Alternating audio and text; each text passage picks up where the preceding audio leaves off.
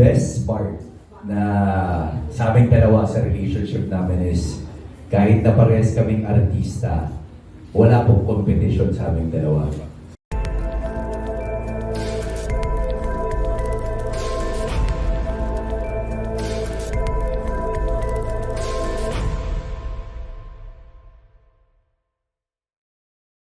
From Lolong to, ano ba yung Black Rider. Hindi, yung isa pa, The right right one. one.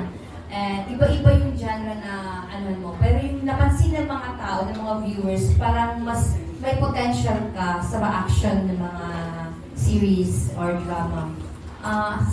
Anong masasabi mo about dito? Yung mga reaction ng mga tao na parang doon ka talaga nakatatak sa pagiging action star. Maraming salamat po, ma'am. Ang action po kasi ever since bata ko, yun po talaga yung dream ko. My ultimate dream talaga is maging action star.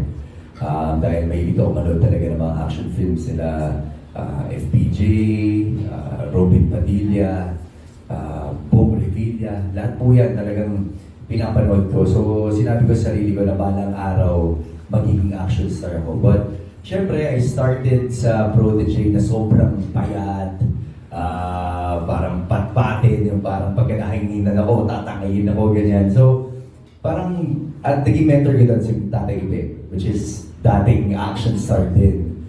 So, siya yung nagsasabi sa akin na, anak, ngayon sa age mo, 14 ako noon, wala pang maniniwala na kaya mo magligtas ng tao. So, kailangan mo munang, kailangan mo magpaganda ng katawan, kailangan mo mag-training, kailangan mong magkaroon ng skill para maipakita mo pag gumagawa ka ng mga fight scenes mo. So yun po talaga, I mean, gumagawa ko ng mga teleserye. I started sa mga Patwitams, mga fantaserye, and then I did Encantadia. Nung nag-Encantadia na po ako, doon ko nasabi sa sarili ko na ito talaga yung gusto ko, action. So after Encantadia, Sherlock, sila nagtuloy-tuloy na eventually naglolong at Black Rider. So, for me, ito po talaga yung gusto kong path na daanan. I mean, bukod po dun sa kagustuhan ko na being action star, I also want to inspire people na nangangarap din na maging action star. Na kahit na ano bang saan ka nang galing, kahit na payat ka, kahit na wala kang talento, ang mga bagay kaya kong aralin yan at ang katawan kaya kong i-improve yan. So kung may pangarap ka, talagang huwag mong hinto, talagang reach for that goal at walang ibang susuporta sa'yo kundi sarili mo. So yun po yung naging mindset ko noon para matupad ko yung pangarap ko na maging action star ngayon. Napanood ba kayo sa yung kay Boy Abunda na mga Pasto, yan. My question is hindi sa Black Rider. I would like to ask you yung love life.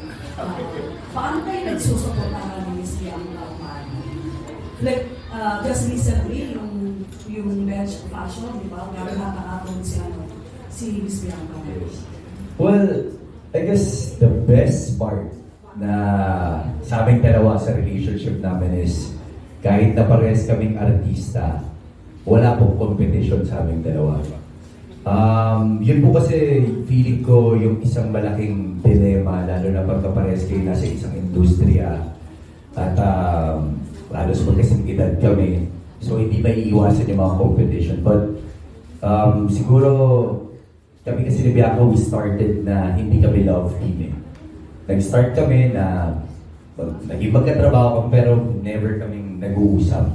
Pero eventually naging kami at doon ko napatunayan na ang sarap pala na meron kang katrabaho na ganun kagaling umarte, ganun ka-talented. Kasi sa totoo lang siya yung nagbibigay sa akin ng inspirasyon to work harder. Siya yung nagpakalma sa akin.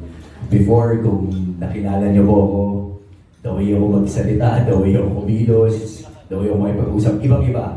Kasi feeling ko siya yung nagbigay sa akin ng direksyon na ito dapat. At dapat mong seryosohin yung ginagawa mo dahil hindi lahat ng tao na nabibigyan ng pagkakataon na gawin itong ginagawa natin. So, siya yung laging nabibigay sa akin ng constant reminder na kailangan mong pag-husayan. Ginagawa mo to hindi lang para sa sarili mo, kundi para sa lahat ng taong naniniwala sa'yo. So, I guess yung level of trust yung level of yung pagsuporta namin sa isa't isa is to the highest level talaga.